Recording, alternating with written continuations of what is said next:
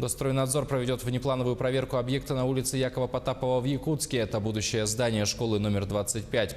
В минувшую субботу там обрушилась опалубка во время заливки бетона. Все подробности далее.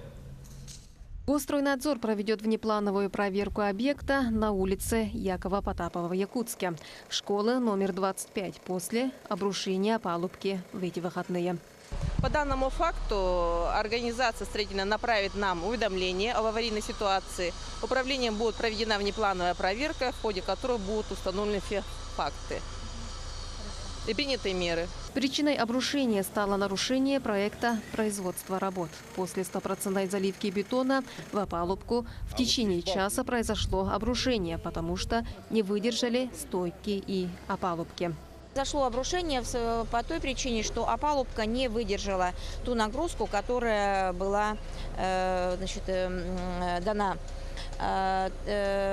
Поскольку говорится, после того, как принятый 100% объем бетонной смеси, которая вложена в опалубку, подготовленную опалубку, в течение часа произошло обрушение, потому что не выдержали стойки и та опалубка, которая была бы возведена. Это нарушение, чисто нарушение технологии бетонных работ при проведении со стороны субподрядной организации. В марте была проведена плановая проверка объекта, и тогда никаких нарушений выявлено не было.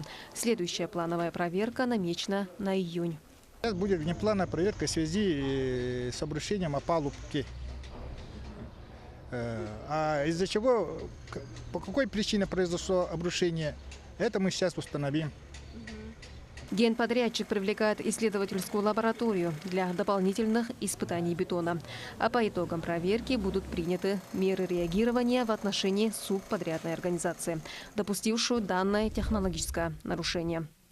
Готовность объекта оценивается на 70% по бетонным работам.